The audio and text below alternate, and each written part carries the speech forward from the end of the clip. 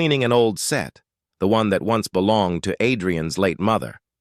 When she tried to close the drawer of the antique desk, it jammed. She tugged gently, then harder. Something inside shifted and clinked.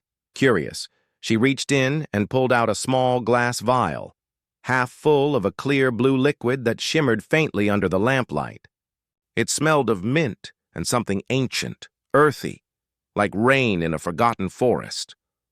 Her pulse quickened. The past came rushing back in whispers, her mother's voice soft and trembling. When words are trapped, the spirit must be reminded. Clara froze.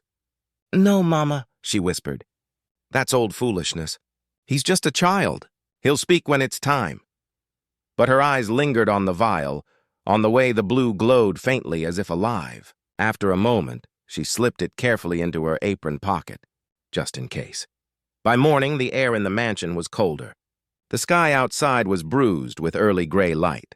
Clara found Oliver sitting in his high chair, refusing to eat. His lips pressed tight, tears streaming silently down his cheeks. Adrian entered, already irritated, his tie loose, the scent of cologne not strong enough to mask a sleepless night. "What now?" He sighed. Clara met his eyes gently. "He hasn't eaten since last night. Maybe his throat hurts." "Or maybe," Adrian snapped, "you've spoiled him again." He grabbed the bowl from her hands, his patience unraveling. "Open your mouth, boy." Oliver turned away, shaking his head. Adrian tried again, but the child refused, silent tears falling faster. Frustration flared. Adrian slammed the spoon onto the table, his voice echoing through the room. "I can't do this anymore!" "Sir, please," Clara said softly, stepping closer. "Let me try." He hesitated, then stepped back, exhaling sharply. 5 minutes. "If he doesn't eat, I'm calling the doctor." Again. Clara nodded. As Adrian left the room, the air seemed to exhale with him. She lifted Oliver from his chair, holding him close. His small body trembled against her shoulder. "It's all right, my sweet boy," she whispered. "You don't have to be afraid. Just a little taste, Her hand brushed the edge of her apron, the glass vial pressing lightly against her side. The mysterious blue liquid seemed to hum, faintly warm, as if it sensed her thoughts. She looked down at Oliver. His lips were trembling. His eyes, wide, glassy, desperate. "Maybe," she whispered, glancing toward the doorway to make sure Adrian was gone. "Maybe it's time." Slowly, she reached into her pocket and brought out the vial. The blue liquid swirled like trapped light. Her mother's words echoed again in her mind, soft, haunting. When words are trapped, the spirit must be reminded. Clara's hand trembled as she uncorked it. The faint scent of mint filled the air. She dipped her fingertip into the liquid barely enough to glisten under the light. "Please, God," she whispered, tears gathering in her eyes. "Let this be the right thing." She touched the drop to Oliver's lips. He blinked. Once. Twice. Then the entire room went still. Even the clock seemed to hold its breath. And for the first time in his life, something shifted behind his eyes. Her pulse quickened. Every part of her said don't, but something older, deeper, the kind of instinct that lives in the bones of mothers and healers, told her to trust it.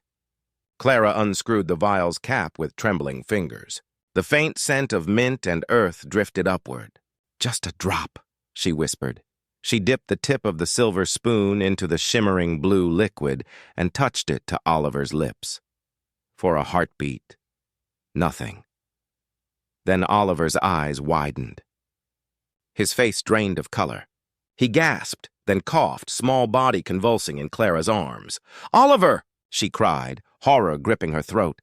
She patted his back frantically. "Breathe, baby." "Please, breathe!" The door burst open. "What did you do?" Adrian's voice roared through the room, wild and sharp with fear. He froze at the sight. Clara bent over the child, the spoon trembling in her hand, the faint blue stain glistening on Oliver's tongue. "What the hell did you give him?" I don't know, sir," Clara stammered, tears already spilling. "He couldn't breathe. I thought—" Adrian's fury burned through the air. "You thought what?" "That poison would help?" But before another word could leave him, a sound cut through the chaos. A tiny, broken cry. Both froze. Oliver's chest rose, then fell, and from his mouth came another sound. Not a cry this time, but a word. Faint, fragile, real. Mama. The world seemed to stop. The sound hung in the air like a ghost, finally finding its way home. Adrian's knees gave out. He dropped beside them, his face twisted between disbelief and grief. Clara's hand stilled mid-motion, her breath caught in her chest. "Oh, Lord," she whispered. He spoke. For a moment there was only the child's soft breathing, alive, steady, miraculous. But then, just as suddenly as it began, the silence crept back. The boy's lips moved once more, but no sound followed. The moment was gone, like a dream fading at dawn. Adrian stood slowly, face pale. "What was that, Clara?" His voice trembled with something darker than anger. "Fear!" I don't know, sir," she whispered, clutching the boy protectively. "Yes, you do," he shot back, stepping closer. "You gave him something." His voice cracked. "What was it?" Clara looked away, eyes glistening. "Something old. Something my mother left behind." Adrian's stare hardened. "You'd better start talking, Clara. My son just spoke his first word and it wasn't my name." Clara's heart pounded. "She called it the water of remembrance." "Remembrance?" Adrian barked, disbelief dripping from the word. "What is this witchcraft?" Her voice shook, but her conviction didn't. "It's an old remedy, sir, from her village back home. It helps children who cannot find their voice. But I swear, I didn't think it would actually—" "You risked my son's life for some superstition?" Adrian snapped, stepping closer until his shadow fell over her. "You could have killed him!"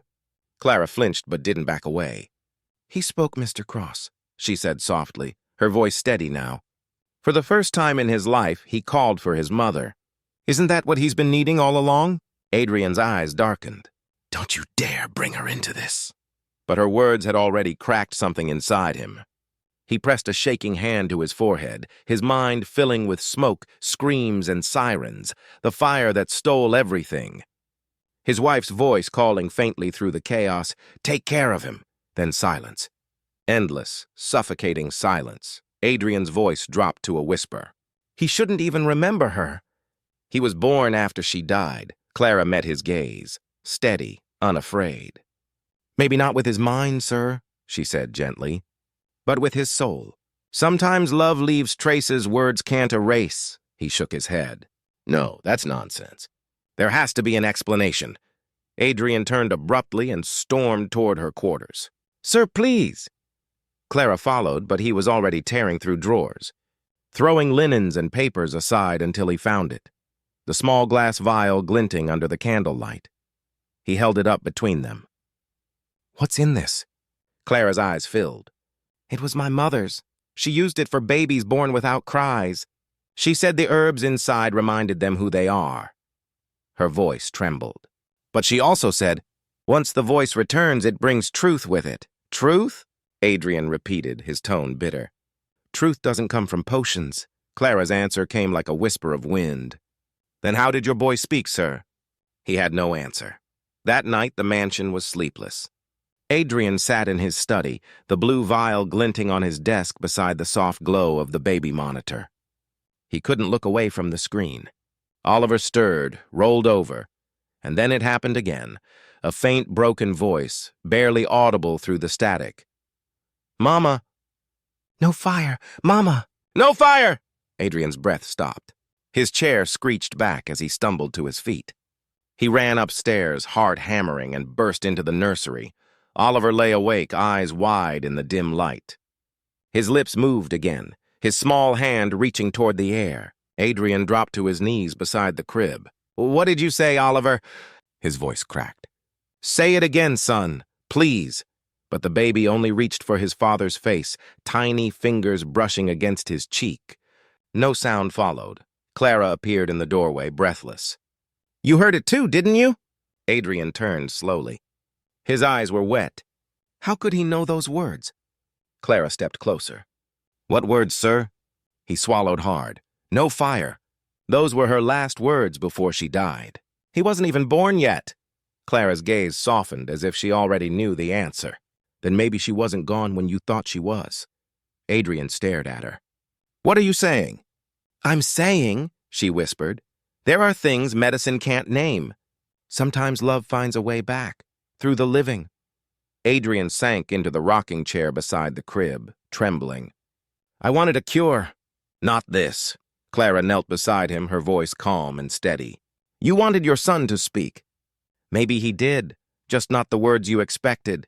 He looked down at the blue vial lying cold in his palm. Should I throw it away? Clara shook her head. No, sir, keep it. One day when he's older, you'll tell him what his first word was. And maybe then you'll understand what it truly meant. The silence in the nursery wasn't empty anymore. It was softer, full of breath and heartbeats, like the house itself was finally exhaling. Adrian looked down at Oliver, who had fallen asleep against Clara's shoulder. He whispered almost to himself, Mama! Clara turned toward him gently. Sir? Adrian's eyes shimmered. He didn't just say her name, Clara. He gave me back something I thought I'd lost forever. Clara nodded, cradling the child. Then let's make sure he never loses it again. The first rays of morning light crept through the curtains, painting their faces gold. For the first time in years, Adrian Cross didn't hear silence. He heard breathing. He heard life. And in that fragile sound, the mute boy's story, his mother's love, the maid's faith, and a father's grief, finally found its voice.